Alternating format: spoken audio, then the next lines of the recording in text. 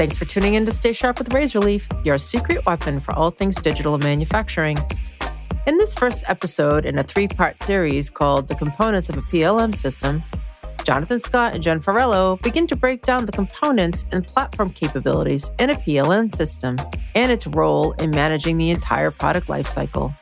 They dive into the various components, including file management, processes, product structures, collaboration, and more. They also share how PLM systems help manage various document types, such as models, assembly files, and drawings, and facilitate engineering change processes and manage bill of materials. Let's tune into this primer and get the fundamentals straight on PLM. Welcome back, everybody, to Stay Sharp, our podcast about all things digital related to products and manufacturing. Today we're talking about, and I'm intentionally not introducing Jonathan this time. Today we are going to be talking about PLM again. We've had a number of podcasts on PLM, PDM, the difference between PDM and PLM, how to get started, if it's an engineering system, but we haven't really dug into what are the major components and what all of it is. PLM's pretty big. And as a result, this is probably going to span more than one episode because we do want to get into a certain level of detail. We're going to get started here, and I'm going to introduce my guest, not co-host this time, and colleague, Jonathan Scott. And Hi, Jonathan, since you're the guest that we're interviewing here, why don't you introduce yourself a little bit and what you do here at Razorleaf and why you might be considered our resident expert on PLM? Fair enough. So, yeah, everybody probably knows my name because we've been doing a couple of these podcasts here and there. But I'm our chief architect. My background's in engineering, and I'm a mechanical engineer by degree, and I've worked in a couple of different industries as an engineer before I got into this space. So I worked a bit in transportation and a bit in the nuclear industry, and I did get into PLM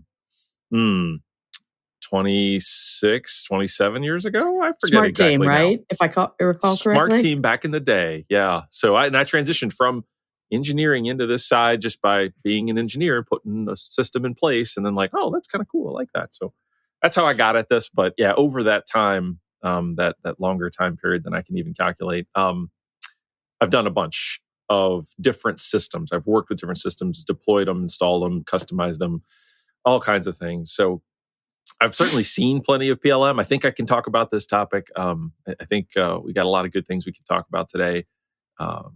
Yeah, I should just leave it there. That's me. Well, like I said, before we got started, way too excited about this topic. So clearly something close to your heart. It is. I think this is a lot of fun. Well, let's hope our listeners think the same. All right. So let's get started where we usually do. It's, let's start with what is PLM? It's going to be brief this time, as far as the introduction goes, just because we have so much to get into. We do. What are you saying, Jen? Are you saying that I struggle with being brief? On occasion. On occasion. So yeah, what is PLM, right? I think the summary I would give is it's an approach, right? So it's not a system. So PLM itself, product lifecycle management, is an approach to making products, and it's about looking at the whole life cycle and trying to manage it through every stage, right? And the stages are things like up front, you've got concept and design and development. And then you move into, well, how am I going to make it? You got manufacturing and sourcing the parts and the components and the raw materials and that kind of thing. And throughout the process, you have some testing and quality assurance to make sure that the product you're making matches what you designed early on. And you've got, depending on what product you're selling, or if it's a product and service, that kind of thing, you've got to get it to the market, which is some kind of distribution, deployment, delivery, whatever you would consider there. And then there's the sort of, as you move on in the life of the product, right? So now it's in the customer's hands. How do you maintain it? If it's something that lives years and years, like a compressor in a plant or an aircraft or a ship or something like that, how do you service it, maintain it, upgrade it, keep it usable and working? And then at the end of its life, how do you get rid of it, right? How do you recycle it, or how do you dispose of it? Are there things you need to pay attention to there? And that's that life, right? It's the cycle. It's the life of the whole product, and thinking about how do you do that? And then that gets us to what we're talking about today. So PLM systems are, what are the IT tools that are going to help you through that whole process? So that's, to me, that's what we're talking about. Right. Much larger than just the data. It's the entire life cycle of the product. Absolutely. Right. And it's sort of, to your point, all the elements that you need to pay attention to there. The data is one of them. The tools that you use to manage the data are another. But then the people, the processes, the things that make all that work. It's PLM's that whole picture. And talking in these couple of episodes about the components of PLM, we're talking about components of PLM systems, I think, is really what we're tackling. That's a good point. Well, I know like one of our first episodes when we were talking about what PLM is, you had started us off with a very basic story. That's a matter of fact, I've had my family listen to this because they didn't understand what PLM is. And that was a good way to start them off. And it was about a caveman, if I recall. It was. And I think it's a good analogy, right? I mean, to orient everybody, if you haven't heard that episode, the idea is if you think about some of the first products, and I'll use a caveman making a spear as that example of a first product, right? So the smartest caveman, the guy who ate the best, probably made a tool. He made a spear, right? And that helped him, kill the saber-toothed tiger at a distance instead of having to do it with his bare hands. So he lived longer than the other guys. But that created some market demand. But everybody's like, wow, he hasn't died. Why is that? Oh, he's got that pointy thing. That's great. I could use one of those. So, with that premise in mind, I think it's a good way of thinking about base principles. Why do we have PLM? What are we doing in PLM? So the caveman that made the spear needed a way to make a second one, and a third one, and a fourth, and a 10th, and a 100th. And back in the day, when people were first making products like that, it was very much an artisan kind of thing, and everybody was a craftsperson, and they made their own kind of spear.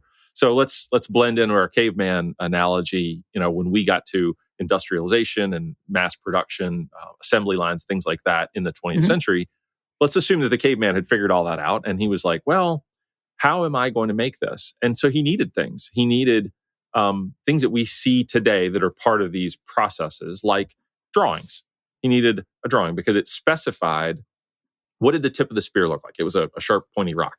Well, it was shaped like a triangle and it had sharp edges and things like that. Well, he needed to write that down so that when he made the 2nd, 5th, 10th, 100th one, he still had a sharp tip of his spear and the long stick, that it was the right length. And if he made one for the junior cavemen, that it was a little shorter length, and so he had product variation.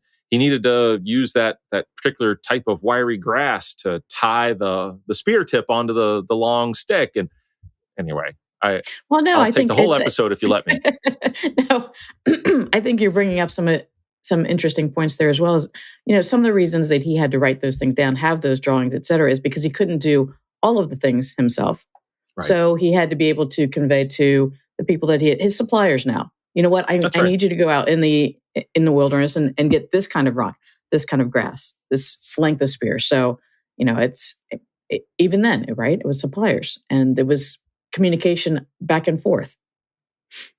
Absolutely. And I think that's, that's the usefulness of that analogy, is thinking about, any of us can think about, put ourselves in the caveman spot and think, well, if I was going to make spears, with my family or with my tribe or whatever, how would I do it?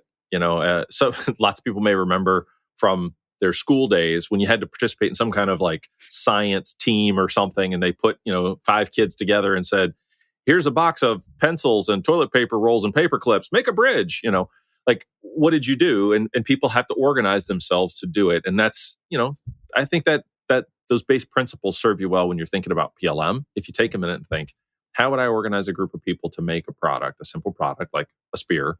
What I need to do. And it leads you to a lot of these conclusions. Oh, I see why you need to do that. All right. Yeah, that makes sense that you got to do that. Oh, if you're going to distribute manufacturing or buy things from around the world, okay, I see why you'd need to have this or that capability.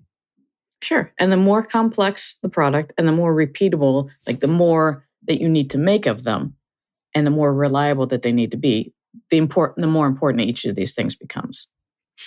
I think that's exactly right. And there's lots of other influences like that feed into some of the components we're going to talk about in this episode and the other couple of episodes we'll do on this, right? Like, well, why would you need that? Well, you might not if you're just making spears, but if you're making airplanes and people expect them to be safe 99.999% of the time, well, you might need to think about your product differently. Or it needs to be implanted in somebody's body or whatever it is. You start to have these other constraints and influences that make you do things a certain way. And I think that'll shape our discussion along the way too. I agree. So now that we've got a kind of an overarching concept, let's dig right in. This is about the components of a PLM system. Where do you want to start? So I did think about this ahead of time, right? Because we do know that there's a lot to talk about, and we kind of divide it up across episodes. So the way I'd like to start is talking about maybe broad areas, a couple of big sort of functional buckets to put things in. Sure. And I'd like to kind of go across a summary of all of those, and then maybe come back to the things that are most common that people see today. Like if you go look at just about any PLM system, you'll probably see this, and this, and where those fit into those big buckets. So to me, that's a good chunk to bite off to start with. So let's talk about the broad categories of the kinds of things that PLM systems do. And when I say a couple, I think this is probably more like 10 or 11. It's actually quite a lot when you dig into it. But let's just go one by one. I'll launch in. I think the first thing is people think about files. Of we course. use computers. We're talking about digital. We're talking about right data. Now, our paradigm for digital is people make files on their computer. And so if we're going to manage data about the product's life cycle, we're going to be managing files. So let's just start there, right? Now, it's not necessarily that the PLM makes the files, but it's about managing them, keeping track of them and versions and those kinds of things. So you need this because it keeps you from losing work. It keeps you from confusing your work. And there's a lot of risk around bunches of people, large teams of people trying to work with a bunch of files. And if anybody thinks back in their career to when networks were just starting to come into play, you'll remember that it was confusing, right? If you had everybody on a network file share and everybody put their files in there, it was a huge mess unless you did something to coordinate it. So file management, I think, is one. How did you know that you had the latest file that, somebody hadn't changed it, somebody else wasn't working on the same file? So yeah, that's a good place to start. That's a good, minimum point of entry, I think. You got to do some of that to serve this need. I think another one that relates in terms of coordination of effort of large teams is processes. So I think PLM systems, a big bucket here is about how they manage processes, because you need to coordinate the different activities that have to be done at each stage in the life cycle. And those mean different things at different places. But part of the managing of that process and the coordination of things is triggering people to do the right work at the right time. So they know, oh, that's been done. It's ready for me to do this. This is a broad category. We're going to see several examples of this, but I think that's another big sort of capability of PLM. Okay. So we have files and we have processes. Yeah. What's next? So the next one gets into how do you start putting some things together? Maybe not necessarily files, but structures. This talks to the complexity, right? Lots of products are complex. Even the spear, right? It had multiple parts to it. So you had to think about how do the pieces come together to make the whole. So managing product structures is a big function for PLM systems. And again, this is a broad category. You may think I'm talking about one thing. Like, if you're listening and you sort of know a little bit of this industry, you're like, he's talking about bill of material. I am, right? I'm talking about bombs, but this is broader than just that. And we'll dig into it a little bit. But yeah, you need to, if you've got a complex product, you have to break it down and then bring it back together again. And managing product-related structures is essential in that. It's going to let you segment things and work with larger teams, let people do their individual work and still bring it all back together. So I think this is another big category for PLM. Okay. All right. So, when you've got all of that in place, then you've got to have, I imagine all PLM systems have a certain level of capabilities, just by virtue of the fact that they are most of them tout themselves as platforms these days, right? Rather than systems. But even the ones that maybe aren't have some platform capabilities. To your point, right? And you could say the things we've mentioned already are that. I would argue no, those really aren't. But platform capabilities, I think the things you're talking about are things like, do you have users in the system? Can people log in and out? And does it track who's in? And can they share the same data? And I'm not going to overwrite each other. Those kinds of things. But yeah, I think you do need, there's some basics you need out of any software system where multiple people work together and share data that you have to have. And that is an important category because in PLM, I think we'll see there are some that are unique to a PLM system, but plenty of these are just common to IT systems where people are working together in one digital area, digital environment, whatever you want to call it, right? Right. Access, permission, security, things along those lines. Yeah, those sorts of things. Exactly. But PLM goes a little bit beyond that, right? So it's because one of the biggest things about PLM is the ability to work together, to collaborate. That's right. And so I would separate that one, right? And say that collaboration is in its own category, right? Because there are things that are unique there that some PLM systems are going to support and others aren't, and different things within that are worth digging into. And I wouldn't say that you have to have those just have a platform for managing PLM. So collaboration to me it's an add-on. It's a good thing to talk about in its own category. But you're right. I think it's the kind of thing where there's still some innovation going on. These aren't all standard, and we'll talk about some of these that are interesting and new, and there'll be some of these that you're like, oh yeah, everybody knows that. Viewing is a great example of this one, right? We'll come back to that one. I agree because people. Yeah, I was going to say I agree because any business platform really one of the biggest goals is collaboration, but you're talking about something beyond that, something that allows you to communicate back and forth, whether it's the viewing, whether it's markup, whether it's a particular way of tracking messages, et cetera. So. Yeah, I absolutely. When I think collaboration, I am thinking some sort of like extended, enhanced type of collaboration. Because you're right. If there's a platform and people can share things without messing each other up, they're collaborating that way, right? So the platform does provide some of this. But when I say this category, I do mean that kind of enhanced, like making it better, faster, easier, better ways for people to communicate. And I think almost there are social. A handful of things we'll talk about in this bucket. Almost social in that case. Almost social. Almost, in fact. Come on, social engineers? Are you serious? I was just going to say, as social as engineers like to get, they don't actually have to be in the same room with anybody. I like being social through my digital tools. Yeah. Well, and but let's make it clear, we can both make fun of engineers because we've been there. Because I are one. Exactly. All right. So, I think there are others. I mentioned there's a bunch of buckets. I'll list a couple of others that I think we'll want to get to eventually, right? How about systems engineering and product architecture? That's another one. This one is, we're starting to venture off into, well, some PLM systems are going to have it, others aren't. And some products and what does are going to really need mean? It. Say that again, sorry? Some products are going to need it, some are not. Exactly. Some products you'll benefit from it, and others like, well, this would get in the way. That's an unnecessary level of detail. And I think also I don't want to say it's bleeding edge because there are pieces of this that aren't, but it's evolving that area. Right. So it's blurry lines sometimes. I think another one is project management, right? And that's I'll differentiate. This category is not the same as process management we talked about a minute ago. Project management's a bit different, and we can dig into later exactly how that is. But projects are more ad hoc, not necessarily repeatable, or they're unique each time. Whereas process management, a lot of times you want repeatable steps, standard processes, that kind of thing. So this is its own category. Another one I'd throw out there is variant management.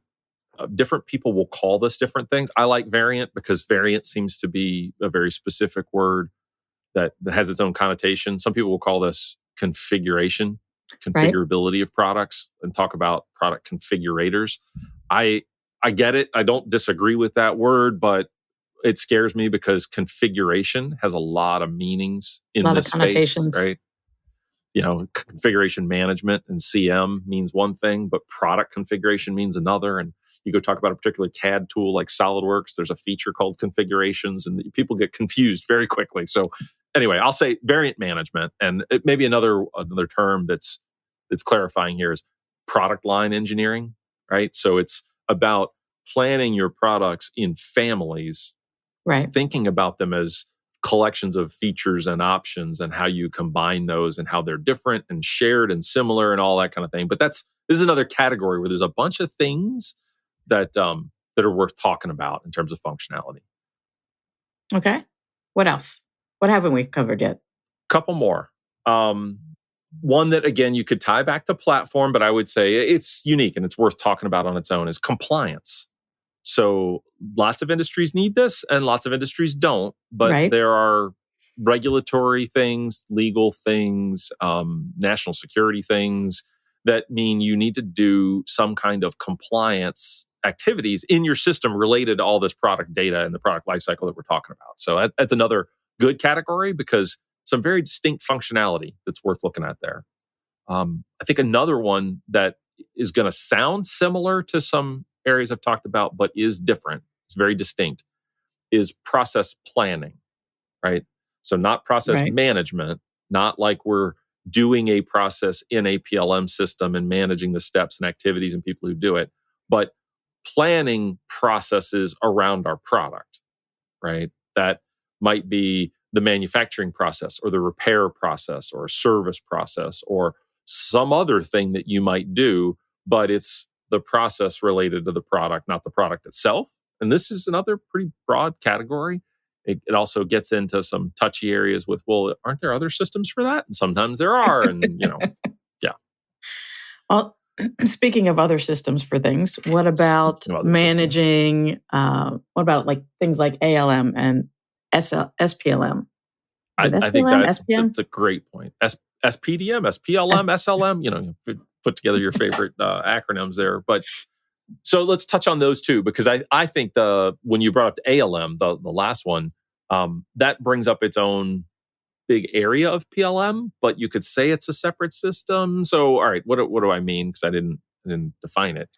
Application lifecycle management, right? So this is about software. I'll say PLM for software instead of PLM for hardware. And a lot of the PLM stuff we've been talking about so far really it's very hardware related or hardware centric. Well, some PLMs today are trying to be broad enough, or they've made some acquisitions and they add these capabilities to their system. And so maybe it's a category of PLM. So this idea of software or application lifecycle management, I think we should talk about it like it's a category of PLM because it helps kind of put the whole picture together. But you're right, sometimes that's its own system. It's like a PLM does hardware and an ALM does software, and you have the two and you marry them. And so without getting into too many of those battles, let's talk about ALM because it's a broad category that's worth touching on. And you brought up one more, SPDM, SPLM, SLM. Simulation is the S in all of those, right? With whatever you want on the front. And I want to come back to that one and put it in a couple of our broad categories and say, yeah, some people will say it's its own system, but I want to, just like ALM, I want to put it in the context of the conversation we're having. I think it fits in a couple of the categories I already mentioned. So well, and even if these things are not directly a part of the PLM system, a lot of times they are accessible via an integration with the PLM system. So it's, there are some fine lines there. Absolutely. And that's, I hope that's what people get out of this episode and the other couple of episodes is not to say that, a PLM is supposed to have each of these things or has to have each of these things.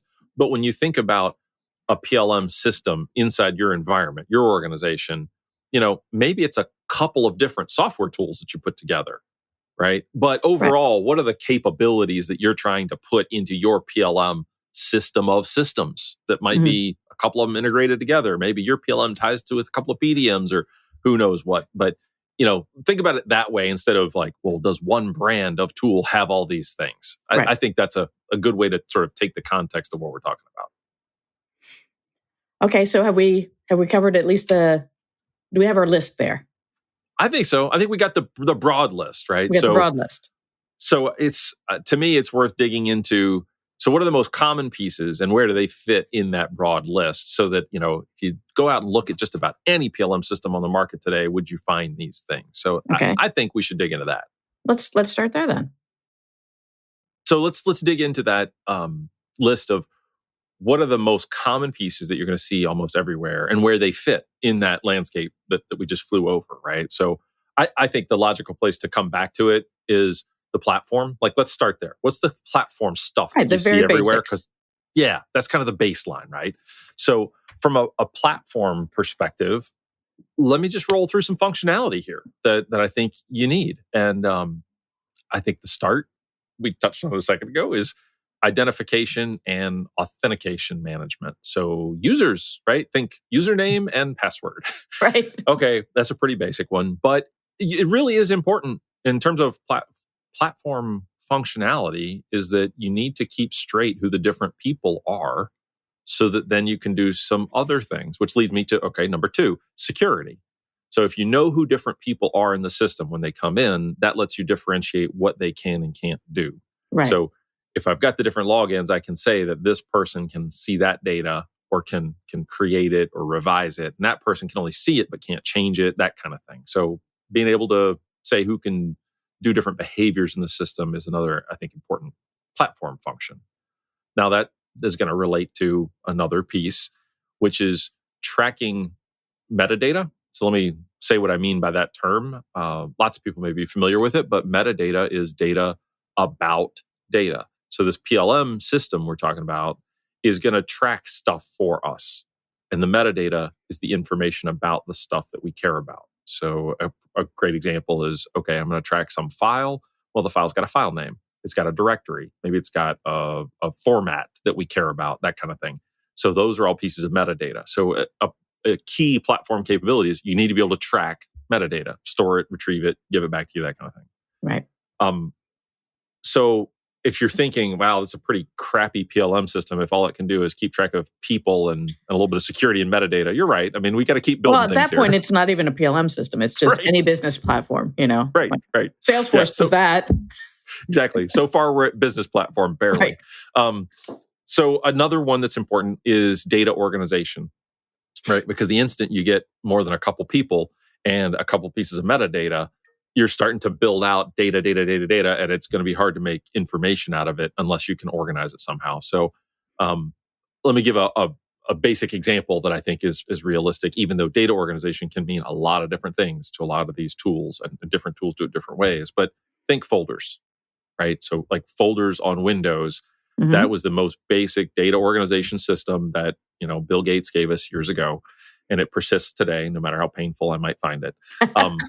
But I find it very reassuring, but good to know you find it painful. Yes. It can be very reassuring, but yes, in the PLM world, I find it very painful. People are like, well, does it have folders? But no, don't think of it that way. But anyway, data organization is an important functionality, right? So being able to group and organize stuff and do something to not have to look at all the data all at once.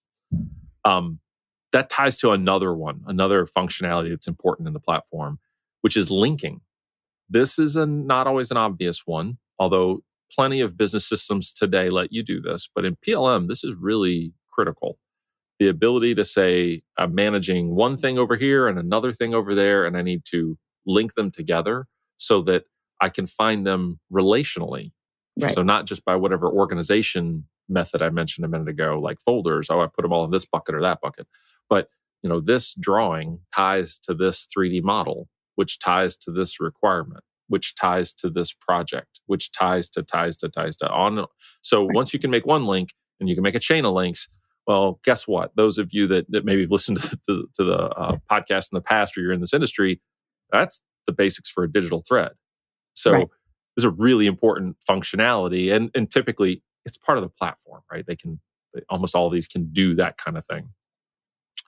All right, I got another one. We were talking about organization a second ago. How about search? So if we can make metadata, and even if we can organize things into buckets, boy, it's much easier to find things rather than searching through big buckets of data. Searching through. I said search, I'm talking about search. Rather than sifting through. Right. Rather than sifting through big buckets of data, you could search and pinpoint the thing that you want, right? And man, it's hard to even talk about this as a functionality because it's so ubiquitous for us today, right? I mean, 20 some years of Google and we all just think search happens. Well, frankly, you need it as part of a business system, and not all search is the same, but search is an important part of platform functionality. Okay, couple more. Okay. Administration. Well, sure, somebody's got to run it. Somebody's got to run it, and there's actually a bunch of things within this if you dig into it, and we won't, and we shouldn't, right? I could go down this rabbit hole, but I won't. But administration can be just monitoring. It can be checking to make sure everything's fine, that you don't need to add more storage, that kind of stuff. It can be, how do I add users, right? Is it through a command line or is it a GUI? And if I put in all these users and I have all these securities and permissions and behaviors, that level of complexity gets crazy. So this system, as we build it out, it's going to get complex. And administration is, all right, is that manageable? Can somebody keep up with this thing as it grows in a reasonable way? And can they extend it? So there's other pieces of it, like can I configure it, make it my own, that kind of thing. So there's a bunch in administration, but that's an important platform capability. And believe it or not, we're not done. I'm going to stop there though, because I think those that we just talked about, those are the ones you see almost all the time, right? You go out and look at maybe a brand new PLM that says, hey, we're just maturing, we've got the core features and we're going out. All those things I think you're going to see in there in terms of platform capabilities. So those are some of the most common ones. Right, because they're basically, those are the platform capabilities. So a lot of what you were saying really is also there for ERP systems, for MES systems, for CRM systems, et cetera. It's the platform capabilities. That's right. But I think it's important to remember those, to remember that you might even want to pay attention to them just to make sure they're there, or they're there in the way that you expect. If you're looking at systems or you're comparing systems, that kind of thing, just, don't ignore it, because those are important, that the fundamentals get done right. Right. Absolutely. So if we're moving on to basically from platform to getting a little bit more specific as far as PLM goes, if I recall, one of the things you said, first thing you said was file management. Right. Let's talk about what's common there. Yeah. So I think the things that you're going to find almost all the time in file management is, file management. That sounds ridiculous, but it's true. What I mean by that is generic file management, like not really caring what the file is, but being able to version it, keep track of different versions and the history of it, that kind of thing. But generally not being aware of it. Like, as long as it's a file and it's a size I can handle, I can keep track of it. Right. So that's one, right? That's a common thing you'll see. But then it gets specialized. So a couple specializations that you see in almost all PLM systems today. One is document management. So it starts to understand that, that file has a specific meaning or a connotation. And lots of businesses today, even ones that want to be digital or act more digital, they still have this concept of a document, which is some kind of container of useful data and information for a certain purpose. So that document management is going to maybe do a little more than just basic file management. You're going to see things like, I can, when I have a certain version, I can tag it with a certain meaning, like it's released or it's work in process or it's superseded or those kinds of things. So there are more capabilities that come into document management. And then I think there's another functionality that goes beyond document management, which is CAD management. So lots of PLM, because we're talking about products, and we mentioned like one of the stages of a product lifecycle is design and development. Lots of design and development is done with CAD systems today, whether that's mechanical CAD, electrical CAD, or some other specific domain of design, or maybe several of them. But they have lots of these design authoring tools, computer-aided design, or computer-aided design and drafting, if you put 2Ds on it, whatever. But those tools, they make a bunch of files, and technically a bunch of documents of very specific types, right? And so I'll take mechanical CAD as an example. They'll have models, they'll have assemblies files of models, and they'll have drawings. And those three main document types, they all have certain behaviors, specific behaviors, and certain relationships they need to maintain, right? So for those of you out there who use CAD forgive me for giving kind of a basic explanation here, but the assembly files need to reference the part files, and the drawing files need to reference both the assembly files and the part files at different times. So there are these references between them, and you have to keep it straight, and you can't mess it up. And so that's where this file management capability comes in for PLM systems, is that functionality is, okay, I can manage all those document types I just mentioned, and I can manage the links among them. Right. So that when I get one and it needs another, the system can help me manage that and give me the files I need at the time I need them, and do it while keeping all those versions straight that we talked about. Like, that's kind of the basic thing, is keeping the versions of these straight over time. So functionality-wise, I think you're going to see that in just about every PLM system. It can manage almost any kind of file. It can manage documents. And then a lot of them, they're also going to manage CAD in some form or another. Right. Again, because that's kind of where we all started in this whole PLM process. That's right. Back in that episode when we talked about PLM and PDM, right?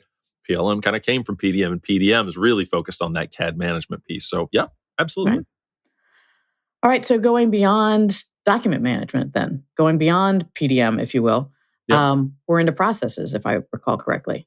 That's another great broad category. And to your point, a lot of what we're talking about here that's the most common PLM functionality comes from the fact that PLM had its roots in PDM. So on the process management side, we're going to talk about other things in other episodes that are process management. But the main one, the common one you see almost all the time, is engineering change, right? And that could be a collection of processes, but it's sort of focused on that domain, that area, that business process that has some pretty unique and specific steps, tasks, activities. So we're talking about ECR, ECO, ECN, meaning engineering change request, engineering change order, engineering change notice. Sometimes people will put Ds in front of them, document change request or document change notice or drawing change. So lots of different acronyms that you could use, but the idea of process management around engineering change, that's a very common thing. And of course, it ties back to what we just talked about a minute ago. If you're doing a lot of document and CAD management being kind of some of the common functionality in PLM, it only makes sense that the process that would be everywhere, that you'd find everywhere, is going to tie to that. It's going to help release and change those kinds of artifacts. So I think that's a pretty common one in that category. Okay, so now we've got files or documents, if you will, and process. What's next? What's the next broad category?